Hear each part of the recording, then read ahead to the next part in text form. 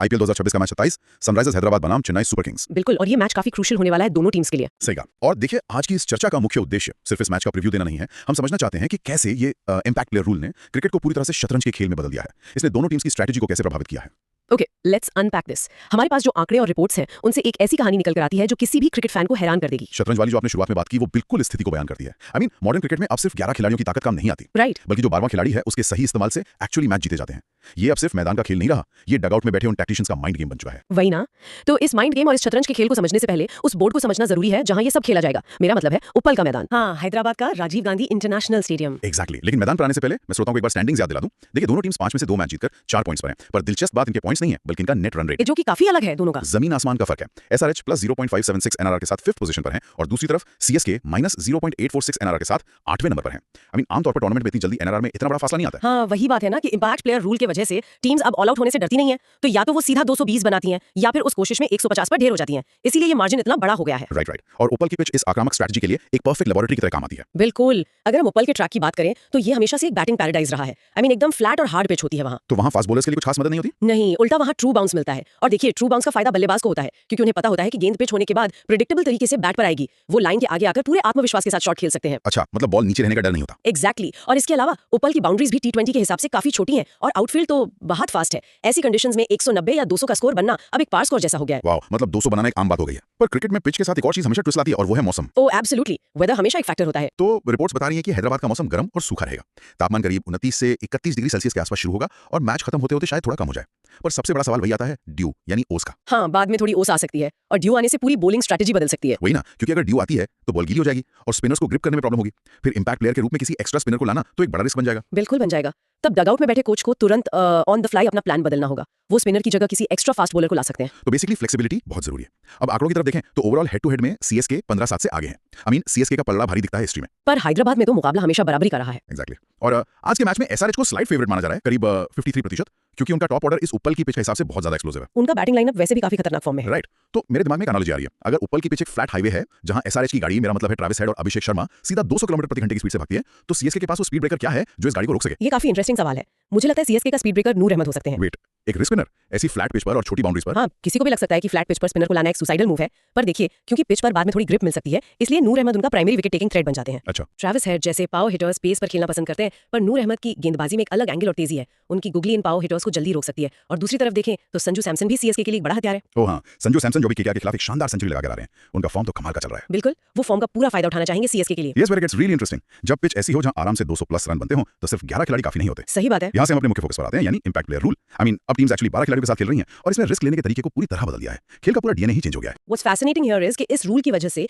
Teams के top order और भी ज्यादा आक्रामक, आई मीन अग्रेसिव हो गए। वो कैसे? बल्लेबाजों के दिमाग में क्या चल रहा होता है? देखिए, उन्हें पता है कि अगर पावर प्ले में विकेट गिरते भी हैं तो उनके पास डगआउट में एक एक्स्ट्रा बैटर लाने का ऑप्शन है, तो वो बिना किसी डर के खेलते हैं। पहले जो बल्लेबाज एंकर रोल प्ले करता था इनिंग्स को बचाने के लिए, अब उसकी जरूरत ही नहीं पड़ती। राइट। आई मीन अब तो आते ही पहली बॉल से हिट करना शुरू कर देते हैं। एग्जैक्टली। और दूसरी तरफ अगर टीम का बड़ा स्कोर बन जाता है तो सेकंड इनिंग्स में वो एक एक्स्ट्रा स्पेशलिस्ट बॉलर लाकर टारगेट डिफेंड कर सकते हैं। ये सिर्फ एक प्लेयर का सब्स्टिट्यूशन नहीं है, बल्कि एक पूरा माइंड गेम है जो ऑपोजिशन पर प्रेशर डालता है। तो इस माइंड गेम का प्रैक्टिकल एप्लीकेशन देखते हैं। अब इस थ्योरी को प्रैक्टिकली देखते हैं कि एसआरएच इस रूल का फायदा आज कैसे उठाने वाली है। उनकी टैक्टिकल प्लेबुक क्या कहती है? एसआरएच की स्ट्रेटजी जनरली काफी क्लियर होती है। वो आमतौर पर बॉलिंग हैवी सब्स्टिट्यूट यूज करते हैं। Wait, bowling heavy? पर एसआरएच का तो बैटिंग ऑर्डर पहले से ही इतना आक्रामक है। मैंने नोटिस किया है कि वो ट्रेविस हेड जैसे एक्सप्लोसिव ओपनर को, जिसने पूरा पावर प्ले डोमिनेट किया हो, उसे फर्स्ट इनिंग्स के बाद सीधा सब आउट कर देते हैं। हाँ, ये उनकी एक सेट रणनीति बन चुकी है। ये तो बिल्कुल किसी एक्शन मूवी के हीरो जैसा है। आई मीन जो हीरो दरवाजा तोड़कर आता है, सारे दुश्मनों को हराता है और फिर चुपचाप वहां से निकल जाता है ताकि डिफेंस टीम आकर अपना बाकी का काम कर सके। और ये एनालॉजी बिल्कुल परफेक्टली फिट बैठती है। एसआरएच को पता है कि उनकी बैटिंग ऑलरेडी इतनी स्ट्रांग है कि उन्हें बैटिंग कवर की उतनी जरूरत नहीं पड़ती, तो वो अपना स्कोरबोर्ड पर लगाते हैं और फिर अपने हीरो को निकालकर एक फ्रेश बॉलर ले आते हैं। और इस बॉलिंग सब के लिए उनके पास ऑप्शंस क्या हैं आज? सबसे आगे तो साकिब हुसैन का नाम चल रहा है, जिन्होंने हाल ही में राजस्थान रॉयल्स के खिलाफ डेब्यू मैच में ही 4 विकेट लिए थे। 4 विकेट वो भी डेब्यू पर। लेकिन क्या एक डेब्यूटेंट या नए बॉलर पर इतने हाई प्रेशर मैच में दांव लगाना थोड़ा रिस्की नहीं है? देखिए, रिस्क तो है, पर वही उनकी चाल है। ऑपोजिशंस के पास इन नए बॉलर्स का ज्यादा डेटा या वीडियो एनालिसिस नहीं होता, तो बल्लेबाज उनकी पेस और वेरिएशंस को पढ़ नहीं पाते। इसके अलावा उनके पास प्रफुल हिंज भी है। हाँ, जिन्होंने पिछले मैच में सिर्फ 34 रन देकर 4 विकेट लिए थे। एक और बेहतरीन परफॉर्मेंस। बिल्कुल, वो एक और स्पेशलिस्ट बॉलिंग ऑप्शन है जो किसी भी वक्त अटैक में शामिल हो सकते हैं। पर क्रिकेट है, यहाँ कुछ भी हो सकता है। अगर शुरू में ही एसआरएच के 2-3 विकेट जल्दी गिर जाएं, तो क्या उनका ये बॉलिंग सब वाला प्लान फ्लॉप नहीं हो जाएगा? उनके पास बैकअप क्या है? उसके लिए भी उन्होंने तैयारी की है। अगर शुरू में विकेट्स गिरते हैं तो बैटिंग कवर के लिए वो समरन रविचंद्रन को ला सकते हैं। उनका स्ट्राइक रेट लगभग 162.45 का है। वाओ, 162। तो मतलब प्रेशर आने पर काउंटर अटैक करने का पूरा प्लान रेडी है। हाँ, और अगर एक्स्ट्रा फायर पावर या थोड़ा पार्ट टाइम स्पिन चाहिए हो तो लियाम लिविंगस्टन भी बेंच पर मौजूद है। राइट, तो ये तो हुई एसआरएच के आक्रमण और सुरक्षा की बात। लेकिन अगर एसआरएच इतनी आक्रामक स्ट्रैटेजी अपनाता है तो सीएसके भी चुप बैठने वालों में से नहीं है। बिल्कुल नहीं। सीएसके तो अपनी श्रूट टैक्टिक्स और माइंड गेम्स के लिए जानी जाती है। वही तो सीएसके कैसे पलटवार करेगी? उनके इंपैक्ट प्लेयर ऑप्शंस क्या हैं आज के लिए? सीएसके इस नियम का यूज थोड़ा अलग तरीके से करती है। वो बेसिकली अपना ओवरसीज कोटा बैलेंस करने या फिर आखिरी ओवर्स यानी डेथ बॉलिंग को स्ट्रॉन्ग करने के लिए इस रूल का इस्तेमाल करते हैं। आई सी। खालिद अहमद की इंजरी की भी खबरें आ रही हैं, तो उससे उनका पेस अटैक थोड़ा वीक नहीं हुआ है, पर वही इंपैक्ट रूल काम आता है। खलील अहमद की इंजरी के बाद अब मुकेश चौधरी एक लेफ्ट आर्म डेथ स्पेशलिस्ट के रूप में उनके प्राइमरी बॉलिंग सब बन सकते हैं। मुकेश चौधरी को डेथ ओवर्स में लाना एक अच्छा मूव है, क्योंकि लेफ्ट आर्म पेसर्स का एंगल वैसे भी बल्लेबाजों को परेशान करता है। एग्जैक्टली। और अगर सीएसके को टोटल डिफेंड करना हो तो Akeal Hosein economical spin control देते हैं। उनकी बॉलिंग में रन रोकने की पूरी क्षमता है। और अगर पिच थोड़ी स्लो होने लगे, जैसा कि आपने पहले कहा था, फिर क्या ऑप्शन है? अगर पिच स्लो होती है तो मैथ्यू शॉट उन्हें मिडिल ऑर्डर की स्टेबिलिटी और ऑफ स्पिन दोनों का विकल्प देते हैं। और अगर सीएसके एक बड़ा स्कोर चेस कर रही है तो आयुष मत्रे जैसे युवा खिलाड़ी को सब इन किया जा सकता है, ताकि वो टॉप ऑर्डर में आकर एक फेयरलेस इंटेंट दिखा सके। बिल्कुल। सीएसके सिचुएशन के हिसाब से अपने पत्ते खोलती है। इन सब टैक्टिक्स के अलावा एक सबसे बड़ा सवाल है जिसका इंतजार हर फैन को होता है, और मैं खुद ये सोच रहा था। एमएस धोनी की इंजरी की रिपोर्ट है, राइट? उन्हें काफ स्ट्रेन है, तो क्या उनका इस इंपैक्ट रूल के जरिए कोई रोल बन सकता है इस मैच में? If we connect this to the bigger picture तो हम देख सकते हैं कि कैसे इस रूल ने एक्चुअली खिलाड़ियों के करियर के आखिरी हिस्से को एक नया जीवन दान दिया है। MS Dhoni physically fully fit नहीं है, काफ स्ट्रेन की वजह से। हाँ, आमतौर पर तो वो मैच से सीधा बाहर ही हो जाते हैं ऐसी चोट में। सही कहा, पर इस रूल की खूबसूरती यही है कि अब उन्हें 20 ओवर कीपिंग करने की या ग्राउंड पर खड़े रहने की जरूरत नहीं है। उन्हें सिर्फ लेट इनिंग्स में आखिरी के कुछ ओवर्स में एक बैटिंग कैमियो के लिए लाया जा सकता है। ओह, आई सी। मतलब सिर्फ आखिरी की 10-12 गेंदें खेलने के लिए सीधा बैट लेकर आ जाएं। एग्जैक्टली। इससे उनकी बॉडी पर स्ट्रेन भी नहीं पड़ेगा और टीम को उनका एक्सपीरियंस और पावर रेटिंग दोनों मिल जाएगा।